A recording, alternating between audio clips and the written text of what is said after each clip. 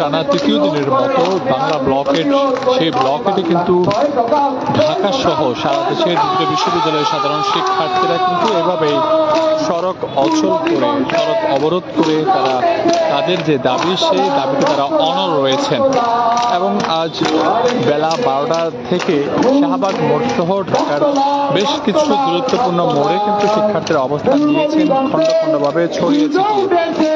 যদি একটু দেখাই আপনাদের, এই মুহূর্তে আমরা শাহবাগে রয়েছি এবং শাহবাগে যেসব শিক্ষার্থী রয়েছেন তারা কিন্তু এই শাহবাগ ছাড়াও তারা বিভিন্ন স্থানে অংশ নিয়েছেন এবং আমরা এখানে যেমনটা দেখতে পাচ্ছি ঢাকা বিশ্ববিদ্যালয়ের শিক্ষার্থীরা মূলত এখানে অবস্থান নিয়েছেন। এছাড়া বাংলা মোটর, কারওয়ান বাজার, ফার্মগেট, সায়েন্স ল্যাব সহ বেশ কিছু গুরুত্বপূর্ণ সড়কে তারা অবস্থান নিয়ে তাদের যে বাংলা ব্লকের সেই বাংলা ব্লকের তারা করছেন।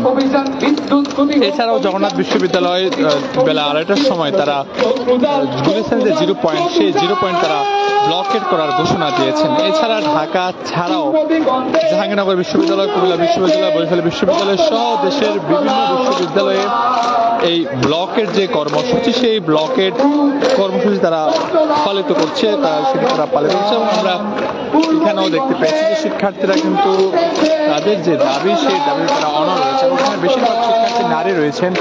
নারীরা কিন্তু এখানে অবস্থান নিয়ে তাদের যে দাবি সেই দাবি তারা জানাচ্ছেন। এবং আমরা সকাল থেকে যখন থেকে মূলত ব্লকেট করা হয়েছে তখন থেকে আমরা রাজধানীর বেশ কিছু গুরুত্বপূর্ণ সড়ক ঘুরেছি।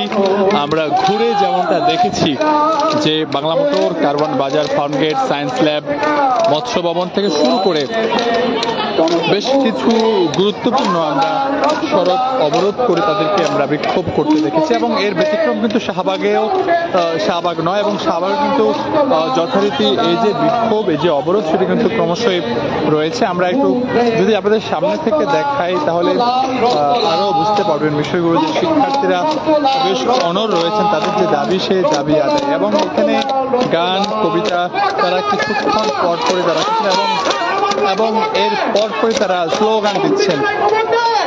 আমরা দুপুর থেকে রয়েছি এখানে, আমরা দুপুর থেকে আন্দোলনের সাথে সম্পৃক্ত রয়েছে এবং তারা যেমনটা বলছেন তাদের যে দাবি সেই দাবি আদায় না হলে তারা অনড় থাকবেন যে আন্দোলন, সেই আন্দোলন। এবং ঢাকা সহ ঢাকার বিভিন্ন স্থানে কিন্তু যে বাংলা ব্লকের সেই বাংলা ব্লকে তারা অংশ নিয়েছে। আমরা দেখতে পাচ্ছেন যে অবস্থা তারা অনড় রেখেছেন এবং দাবি সফল করার জন্য শাহবাগ ছাড়াও তারা এই আন্দোলন তারা ধরে রেখেছেন। আমরা দুপুর থেকে আমরা এই শাহবাগে রয়েছে এবং শাহবাগের শিক্ষার্থীরা তাদের কাছে পানি টানি পৌঁছে দেওয়ার জন্য অনুরোধ রইল।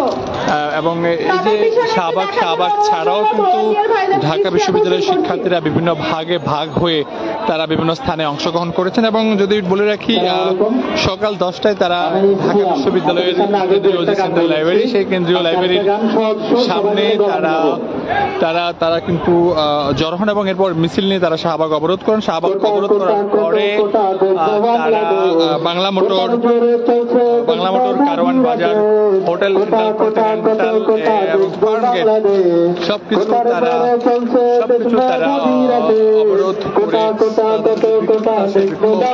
এখানে বিভিন্ন ঢাকা বিশ্ববিদ্যালয়ের বিভিন্ন বিভাগের বিভিন্ন হলের শিক্ষার্থীরা রয়েছেন। এবং আমরা এখানে কিছুক্ষণ আগে যেমনটা দেখেছিলাম যে ঢাকা কলেজের শিক্ষার্থীরা এসব তাদের যে দাবি সেই দাবি আদায় পোষণ করেছিলেন।